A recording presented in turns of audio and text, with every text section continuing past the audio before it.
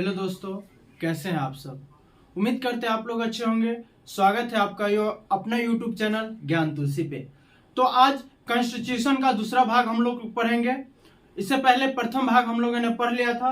आज संविधान का दूसरा भाग पढ़ेंगे, ठीक है। इससे पहले हम लोगों ने इसका लास्ट पॉइंट था कि संविधान सभा में महिलाओं की कुल संख्या कितनी थी। संविधान सभा सदस्यों की महिलाओं की कुल संख्या कितनी थी, तो 15 थी उसमें, ठीक है। अब इससे आगे हम लोग बढ़ेंगे। आगे संविधान के ऊपर कुल 3 वाचन हुए। संविधान के ऊपर कितने वाचन हुए, तो कुल 3 वाचन हुए। देखिए, प्रथम वाचन 4 नवंबर 1948 से 9 नवंबर 1948 के बीच। प्रथम वाचन कब हुआ, 9 नवंबर 1948 से 4 नवंबर 1948 से 9 नवंबर 1948 के बीच। अब देखिए, वाचन का मतलब क्या होता है, तो वाचन का मतलब होता है कि संविधान को पढ़ा कब कब गया। संविधान को पढ़ा कब कब गया, तो पहली बार कब पढ़ा गया, 4 नवंबर 1948 से लेकर के 9 नवंबर 1948 के बीच पहली बार संविधान को संविधान सभा में पढ़ा गया, ठीक है। हमारा संविधान लिखना कब से स्टार्ट हुआ, तो संविधान सभा की पहली बैठक कब थी, तो 9 दिसंबर 1946 ईस्वी से। और अब 4 नवंबर 1948 से 9 नवंबर 1948 के बीच क्या किया गया, हमारे संविधान को पहली बार पढ़ा गया। जब भी कहा गया कि हमारे संविधान के बीच कितने वाचन हुए थे, तो हमारे संविधान के बीच निम्नलिखित 3 वाचन हुए थे। तो प्रथम वाचन कब से कब था, तो प्रथम वाचन 4 नवंबर 1948 से 9 नवंबर 1948 के बीच था, ठीक है। और द्वितीय वाचन कब से, तो 15 नवंबर 1948 से 17 अक्टूबर 1949 के बीच हुआ। मतलब संविधान को दूसरी बार संविधान सभा के बीच कब पढ़ा गया, तो 15 नवंबर 1948 से लेकर के 17 अक्टूबर 1949 के बीच। और तृतीय वाचन कब हुआ, तो 14 नवंबर 1949 से 26 नवंबर 1949 के बीच। मतलब तीसरी बार संविधान को संविधान सभा के बीच कब पढ़ा गया, 14 नवंबर 1949 से लेकर के 26 नवंबर 1949 के बीच पढ़ा गया। और 26 नवंबर 1949 को क्या किया गया, हमारे संविधान को अंशतः लागू कर दिया गया, ठीक है। आया समझ में। अब संविधान सभा की अंतिम बैठक कब थी, संविधान सभा की अंतिम बैठक कब थी, तो 24 जनवरी 1950 को। संविधान सभा की अंतिम बैठक कब थी, तो 24 जनवरी 1950 को। आपके एग्जाम में भी पूछता है कि संविधान सभा की अंतिम बैठक कब थी, तो 24 जनवरी 1950 को। अब देखिए, इस बैठक में निम्नलिखित निर्णय लिए गए। इस बैठक में निम्नलिखित निर्णय लिए गए। क्या क्या निर्णय लिए गए, जब संविधान सभा की अंतिम बैठक थी, अंतिम बैठक कब थी, तो 24 जनवरी 1950 ईस्वी को। इस दिन बहुत सारे निर्णय लिए गए। तो क्या क्या लिए गए, तो पहला निर्णय था कि संविधान सभा को विघटित करके उसे अंतरिम संसद में बदल दिया गया। जो संविधान सभा था उसको क्या कर दिया गया, हटा दिया गया और उसे एक अंतरिम संसद में बदल दिया गया। क्या कर दिया गया, अंतरिम संसद में बदल गया। मतलब संविधान सभा को विघटित करके अंतरिम संसद में बदल दिया गया। कब, तो 24 जनवरी 1950 ईस्वी को। आगे क्या किया, संविधान सभा के सदस्यों के द्वारा सर्वसम्मानित के आधार पर डॉक्टर राजेंद्र प्रसाद को भारत का प्रथम राष्ट्रपति मनोनीत किया गया। 24 जनवरी, पहली बार 24 जनवरी 1950 ईस्वी को डॉक्टर राजेंद्र प्रसाद को सभी के सम्मान के आधार पर डॉक्टर राजेंद्र प्रसाद को क्या किया गया, उस दिन भारत के राष्ट्रपति मान लिए गए। कब, तो 24 जनवरी 1950 को। क्यों, क्योंकि संविधान सभा के अध्यक्ष कौन थे, डॉक्टर राजेंद्र प्रसाद थे। संविधान सभा के अध्यक्ष कौन थे, तो डॉक्टर राजेंद्र प्रसाद थे। तो इसीलिए सभी के सम्माननीय के आधार पर डॉक्टर राजेंद्र प्रसाद को कहा गया कि इनको राष्ट्रपति के रूप में मान लिया गया। निर्वाचित उस टाइम नहीं हुआ था, मान लिया गया था कि फिलहाल हमारे देश के राष्ट्रपति कौन रहेंगे, तो डॉक्टर राजेंद्र प्रसाद, ठीक है। और डॉक्टर राजेंद्र प्रसाद 1950 से 52 तक मनोनीत राष्ट्रपति रहे, मतलब माने गए राष्ट्रपति रहे। कब, तो 1950 से लेकर के 1952 तक। अब पहली बार राष्ट्रपति का चुनाव कब हुआ, तो 1952 में। पहली बार राष्ट्रपति का चुनाव कब हुआ, तो 1952 में। अब समझिए, 24 जनवरी 1950 को संविधान सभा का अंतिम दिन था, संविधान सभा की बैठक का अंतिम दिन था। इस दिन क्या किया गया, संविधान सभा को विघटित कर दिया और इसे एक अंतरिम संसद में क्या कर दिया, बदल दिया गया, मतलब उसको अंतरिम संसद में बदल दिया गया। अब उसी दिन क्या किया गया कि पंडित डॉक्टर राजेंद्र प्रसाद को राष्ट्रपति चुन लिया गया, मतलब मान लिया गया कि अब आप 24 जनवरी 1950 से मतलब राष्ट्रपति मान लिए गए। लेकिन वो राष्ट्रपति कितने दिन रहे, 2 साल तक, मतलब 1950 से लेकर के 1952 तक डॉक्टर राजेंद्र प्रसाद क्या किए, एक मनोनीत राष्ट्रपति के रूप में काम किए, हमारे देश के एक मनोनीत राष्ट्रपति के रूप में काम किए। लेकिन राष्ट्रपति के लिए पहला चुनाव कब हुआ, तो 1952 में। अब 1952 में भी डॉक्टर राजेंद्र प्रसाद ही राष्ट्रपति बने। अब 1952 में डॉक्टर राजेंद्र प्रसाद निर्वाचित राष्ट्रपति हो गए, क्योंकि वोटों के द्वारा चुना गया था, तो वो क्या हो गया, निर्वाचित राष्ट्रपति चुने गए। तो 1952, तब जब भी आपके एग्जाम में क्वेश्चन पूछेगा कि डॉक्टर राजेंद्र प्रसाद मनोनीत राष्ट्रपति कब से कब तक थे, तो 1950 से 1952 तक डॉक्टर राजेंद्र प्रसाद को राष्ट्रपति कब माना गया, तो 24 जनवरी 1950 को, ठीक है, 24 जनवरी 1950 को। लेकिन राष्ट्रपति निर्वाचित, डॉक्टर राजेंद्र प्रसाद निर्वाचित राष्ट्रपति कब हुए, तो 1952 में। देखिए पहली बार राष्ट्रपति का चुनाव 1952 में हुआ और राजेंद्र प्रसाद पहली बार 1952 ईस्वी में निर्वाचित राष्ट्रपति हुए। 1952 में पहली बार कौन से राष्ट्रपति हुए, निर्वाचित। इससे पहले कौन से राष्ट्रपति थे, तो मनोनीत राष्ट्रपति थे। जब भी पूछेगा कि निम्नलिखित में से डॉक्टर राजेंद्र प्रसाद मनोनीत राष्ट्रपति कब से कब तक थे, तो 1950 से 1952 तक। मनोनीत राष्ट्रपति कब से कब तक थे, तो 1950 से 1952 तक। और डॉक्टर राजेंद्र प्रसाद निर्वाचित राष्ट्रपति कब हुए, तो 1952 में, ठीक है। संविधान सभा ने 24 जनवरी 1950 को भारत के राष्ट्रगान के रूप में जनगण मन को स्वीकार किया। हमारे भारत के राष्ट्रगान क्या है दोस्तों, तो जनगण मन अधिनायक जय है। तो हमारे भारत के राष्ट्रगान को कब अपनाया गया, तो 24 जनवरी 1950 को हमारे भारत के राष्ट्रगान को अपनाया गया, ठीक है। 24 जनवरी 1950 को हमारे भारत के राष्ट्रगान को अपनाया गया। अब राष्ट्रगान की रचयिता कौन है, तो राष्ट्रगान को लिखने वाले हमारे देश के डॉक्टर रविंद्रनाथ टैगोर है, रविंद्रनाथ टैगोर है। जनगण मन के रचयिता कौन है, तो रविंद्रनाथ टैगोर। देखिए राष्ट्रगान में कुल कितने पद होते हैं, तो राष्ट्रगान में कुल 5 पद होते हैं। राष्ट्रगान में कुल कितने पद होते हैं, तो राष्ट्रगान में कुल 5 पद होते हैं। इसे गाने में कुल कितने सेकेंड का टाइम लगता है, तो कुल 52 सेकेंड का समय लगता है। मतलब राष्ट्रगान को गाने में कुल 52 सेकेंड का टाइम लगता है। अगर वही आप संक्षिप्त रूप से गाएंगे तो आपको 20 सेकेंड लगेगा, 20 सेकेंड का समय लगेगा। जैसे हम लोग नॉर्मली गाएंगे जन गण मन अधिनायक जय है, अगर इस तरीका से गाते हैं तो जनगण मन गाने में कितना सेकंड लगेगा, 52 सेकंड। अगर ऐसे गा जनगण मन अधिनायक जय है भारत भाग्य विधाता, अगर ऐसे गाते हैं तो कितना सेकंड लगेगा, 20 सेकंड। तो इसीलिए कहा गया कि जनगण मन को गाने में कितना सेकंड का समय लगता है, तो 52 सेकंड का। अगर संक्षिप्त गायन करते हैं तो कितना सेकंड का समय लगता है, तो 20 सेकंड का, ठीक है।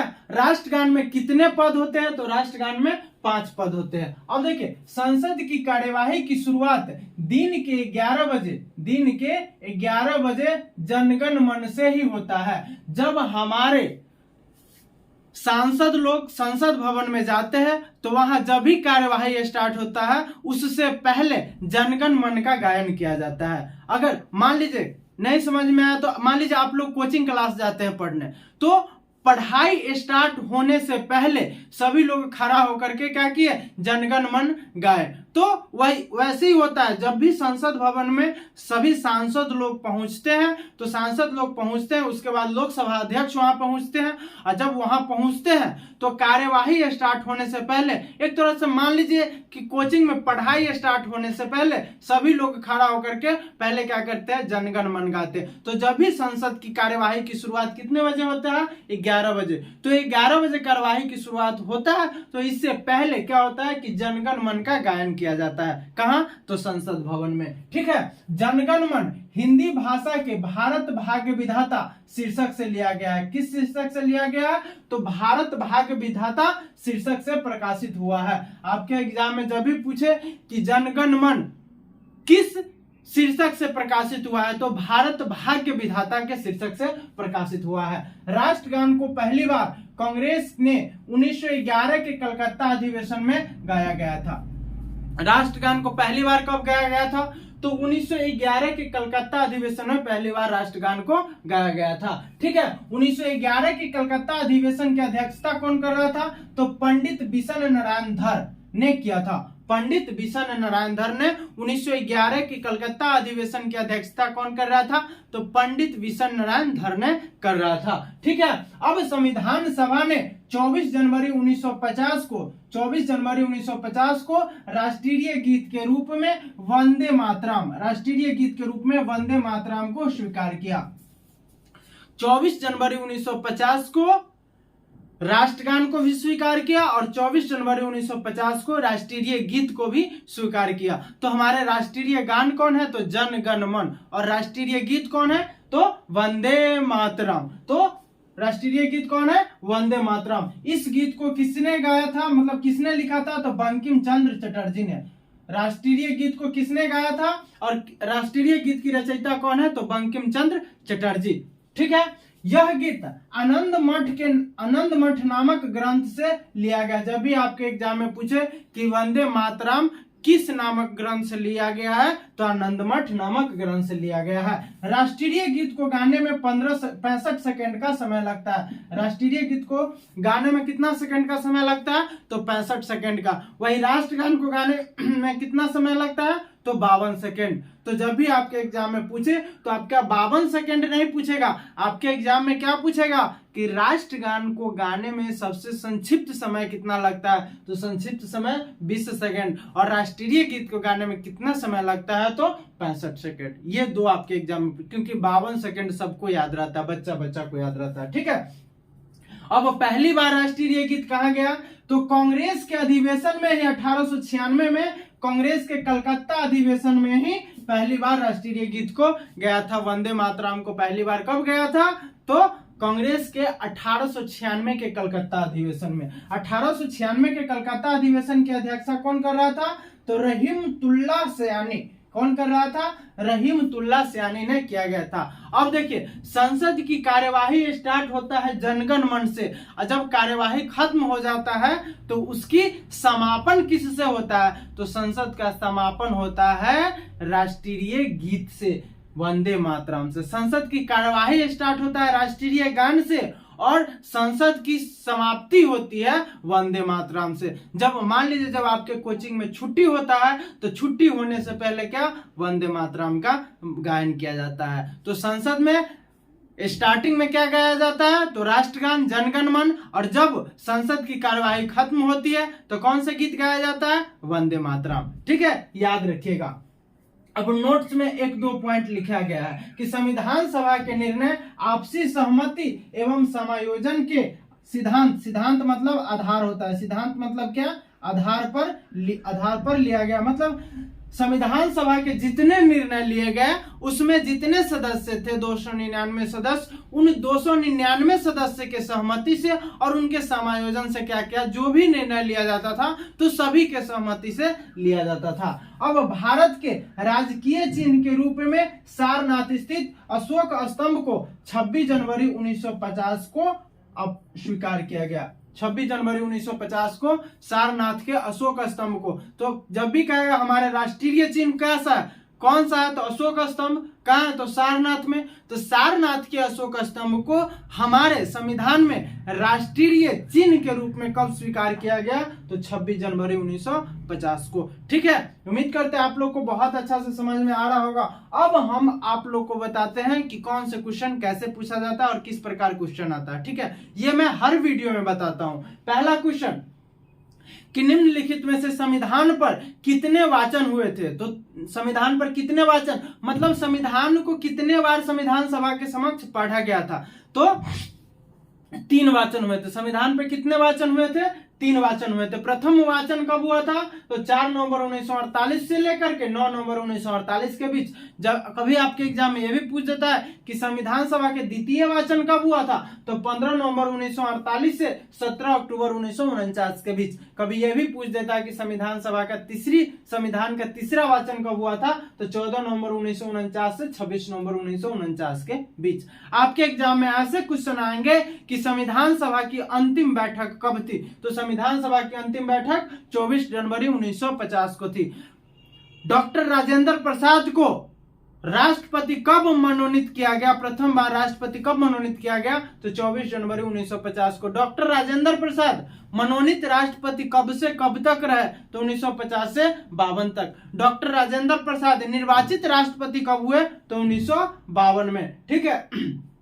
हमारे संविधान सभा को विघटित कर अंतरिम संसद में कब बदल दिया गया? तो 24 जनवरी 1950 को। या आपके ऑप्शन में रहेगा संविधान सभा की अंतिम बैठक, संविधान सभा की पहली बैठक, संविधान सभा की दूसरी बैठक, संविधान सभा की तीसरी बैठक या संविधान सभा की अंतिम बैठक में। ठीक है, इस प्रकार से क्वेश्चन आते हैं। अगला क्वेश्चन है कि हमारे भारत के राष्ट्रीय गान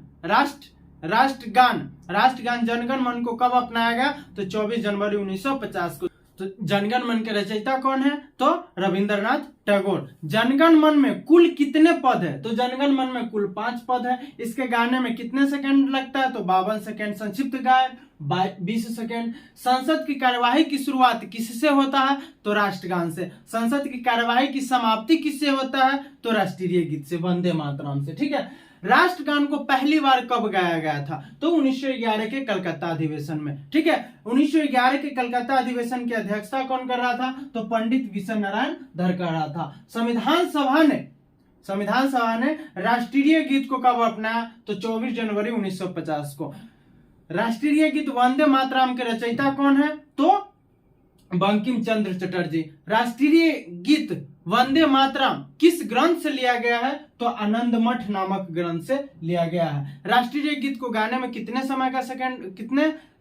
समय लगता है? तो 65 सेकंड। पहली बार राष्ट्रीय गीत को कब गाया था? तो 1896 के कलकत्ता अधिवेशन में। 1896 के कलकत्ता अधिवेशन की अध्यक्षता कौन कर रहा था? तो रहीमतुल्लाह सयानी ने की थी। ठीक है। और इस प्रकार क्वेश्चन होता है। लास्ट क्वेश्चन है कि हमारे भारत में जो राष्ट्रीय चिन्ह है उसे कब अपनाया गया? तो 26 जनवरी 1950 ईस्वी को। ठीक है। तो इस प्रकार से क्वेश्चन आता है। आप लोग यहाँ से स्क्रीनशॉट ले लीजिए और फिर आप लोग अपने कॉपी में नोट्स में बना लीजिएगा। ठीक है।